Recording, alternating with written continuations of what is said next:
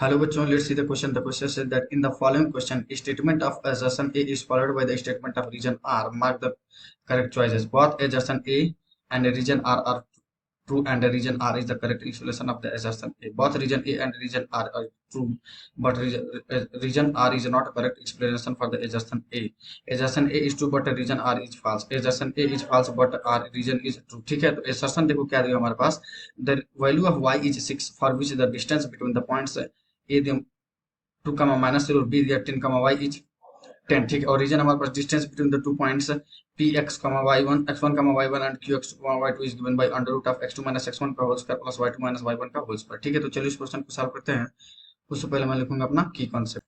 तो distance between two points क्या हो जाएगा. मान लो हमारे पास की कॉन्सेप्ट में यही होगा, हमारे पास डिस्टेंस बिटवीन टू पॉइंट्स. ठीक है, ध्यान से देखिएगा. अगर हमारे पास कोई पॉइंट दिया हो, लेट से पी x1 y1, और हमारे पास दिया हो क्यू x2 y2, और उनके बीच का डिस्टेंस हमारे पास क्या हो जाएगा. उसको उसको मैं अगर डी से रिप्रेजेंट करता हूँ तो ये हमारे पास देखो क्या हो जाएगा. ये हमारे पास होता है x2 - x1 का whole square plus y2 - y1 का होल स्क्वायर. ये होता है हमारे पास डिस्टेंस. ठीक है, इससे तो ये प्रतीत हो रहा है कि रीजन करेक्ट है, बट करेक्ट सिचुएशन नहीं है कि नहीं, चलो देखते हैं. देखो, ए और बी के बीच का डिस्टेंस फार्मूला से उसको डिस्टेंस निकालते हैं, और उसके बीच का डिस्टेंस 10 यूनिट्स के बराबर है. तो देखो कितना हो जाएगा हमारे पास अंडर रूट में x2 - x1 का होल स्क्वायर. मतलब पॉइंट क्या दिया हमारे पास बी.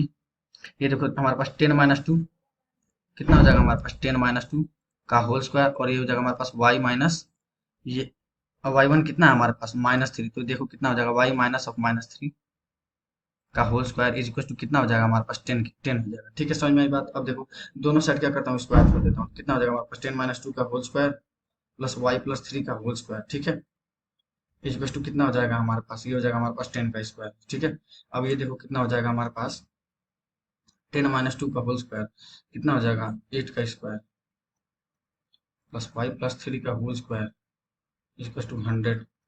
अब देखो कितना हो जाएगा y+3 का whole square is equal to 100 minus ये हमारे पास हो जाएगा 8 मतलब 64. ठीक है, तो ये हमारे पास ये y+3 का whole square is equal to कितना हो जाएगा हमारे पास, ये हमारे पास हो जाएगा ये हमारे पास हो जाएगा 36.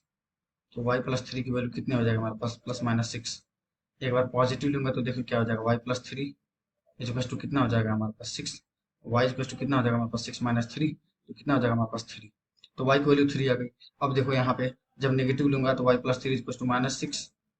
तो y की वैल्यू कितनी हो जाएगा हमारे पास -9, क्योंकि -3 -9 -6 कितना हो जाएगा -9. तो ये हमारे पास क्या आ रहा है 3 और -9 आ रहा है ना, 3 और -9. तो मैं यहाँ पे देखो क्या बोल सकते हो 3 और क्या रहा है -9.